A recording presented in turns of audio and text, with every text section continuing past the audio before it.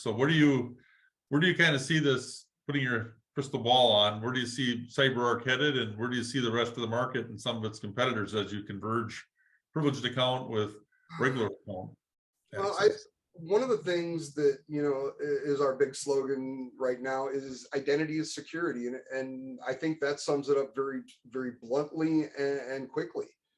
At the end, we can talk about protecting files. We can talk about protecting directories. We can talk about protecting systems. But at the end of the day, it's all about the identities. It's the human identities, it's the machine identities, and it's the privilege of those identities that ultimately winds up being manipulated, attempted to be compromised, and leveraged. So with the mass adoption of SaaS that we see across the industry, I honestly, my fears and where my concerns lie for the future are still nothing new. It's the same discussions we've been having for ever since people started moving into the cloud. I think that there is still a massive disconnect between IAM roles and Windows/Linux-based securities. One of the things that bothers me is we don't see, and for me personally, I kind of take it personally because I feel like my crew is kind of losing a little bit of their skills. You don't really hear about a lot of hacks anymore. Nope. You hear about breaches or leaks, and it's not, I remember when, hacking somebody took skills. You needed to know Metasploit, you needed to know Python, you had to know how to code, you had to understand. Now you just got to wait for somebody to misconfigure an IAM role and you can basically get whatever you want. Well, yeah, there's these people out in the industry called identity brokers. Basically, they'll sell you a valid identity at a company. Oh yeah, I actually showed some of that during my speech at your show. Right. I showed screenshots from the Genesis identity market showing, individual identities ranging from $59 down to $17. And some of those, they're authenticated, they're validated, and insured to be good. They have tech support that comes with them. Yeah, so, exactly.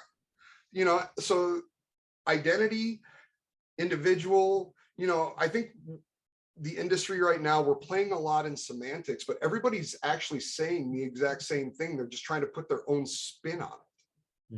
Which really, if identity is the true end goal, zero trust, it goes hand in hand. Right. Trust but verify. Right. But at the same time, we're not doing much to really try and force that validation standpoint. One of the usability, I guess it comes right down to that. Absolutely. It's always that age-old battle of production over security. And unfortunately, production will always win because money talks and BS walks. And so we're like you were mentioning, though, is identity is really almost impossible now with all the tools and tricks. It's you said it. I don't know how you stated it before, but identity is almost somewhat generic, right? Well, no, identity will never be generic. We just need to find the new source of truth for individual identities. I know it's another con, but you brought it up, so I'm going to drop it.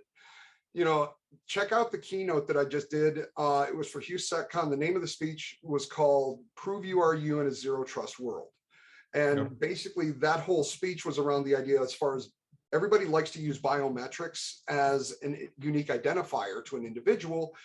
It doesn't work anymore. There's not a single biometric authentication protocol that hasn't been compromised, counterfeited, or spoofed.